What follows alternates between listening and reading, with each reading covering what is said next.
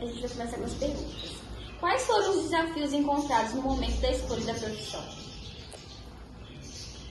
Eu tinha muita dúvida, assim, por não saber, quando eu estava no terceiro ano, assim, né? Porque eu não sabia do futuro, né? Então eu queria ter uma certeza dessa escolha. Na época eu tinha uma dúvida também por causa das minhas próprias habilidades, assim, eu tinha entre a psicologia e a arquitetura, sabe? Eu não sabia muito qual habilidade escolher.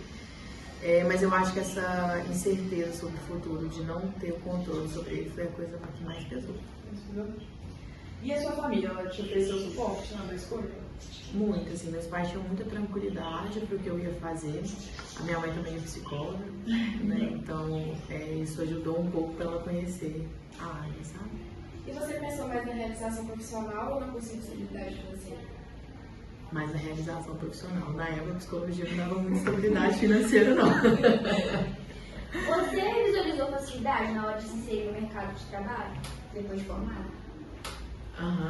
Muito porque eu já estava em campo de estágio, então, por exemplo, eu terminei a faculdade e aí o estágio que eu fazia, eles me fizeram a proposta para assumir como psicóloga, né?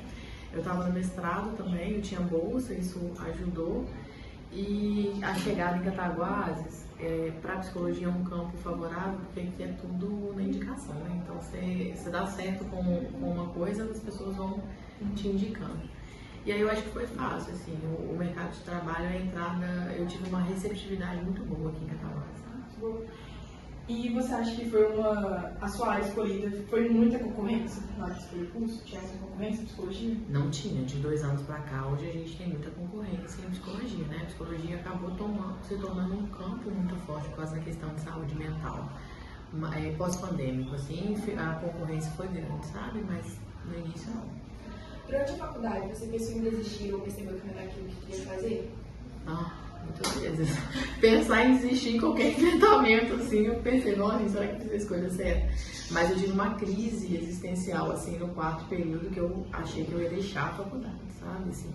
Muito porque as disciplinas ainda eram muito teóricas, não tinha... Eu sou uma pessoa muito prática, né? Então, foi uma briga com o meu perfil. Mas na época eu resolvi sustentar, porque era difícil até fazer uma transferência, sabe? Assim, eu não tinha mais como me inscrever para o Enem. Então muitas coisas me fizeram continuar na faculdade. Mas eu tive muitos momentos assim, de dificuldade na faculdade. Mais na faculdade do que depois, quando eu comecei como profissional, sabe? Você tem mais de uma graduação? Mais de uma graduação, não. Você sente que precisa buscar mais profissionalmente? Eu tenho vontade de alguns cursos específicos, assim, sabe? Que eu gostaria de fazer investimento. Sinto que hoje, porque eu preciso de trabalho, eu já tenho formação suficiente. Mas por uma curiosidade, também por uma demanda minha, assim, às vezes de achar que eu poderia atuar melhor, eu gostaria mesmo de fazer alguns cursos específicos. Você se especializou quantas vezes? Eu saí da faculdade, eu fiz meu mestrado, né? O meu mestrado em psicologia social. Junto com o mestrado, eu fiz uma pós-graduação. Meu mestrado foi na área de envelhecimento. E aí eu fiz uma pós-graduação multiprofissional em gerontologia e saúde do idoso. E aí depois eu fiz uma em neuropsicologia.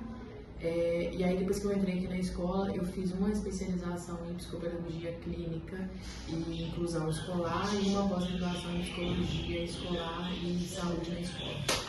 Então foram 4. Como foi o início do seu trabalho e como é hoje em dia? E se as mudanças te desanimam ou de uma certa preocupação? No início eu tinha uma psicologia só clínica, né? E aí depois eu entrei na docência, eu fui dar aula na Sudamérica no curso de psicologia. E aí, há 5 anos eu comecei o trabalho aqui em psicologia escolar. Então eu tive essa mudança. Hoje, por exemplo, eu faço 1 dia só de consultório e 4 dias de psicologia escolar. No início também, assim, eu tinha muito desafio, né? Era muito mais tenso, sabe? Então, assim, fazer 5 atendimentos no dia às vezes me cansava, né? Ontem, por exemplo, no consultório eu fiz 12 atendimentos, né?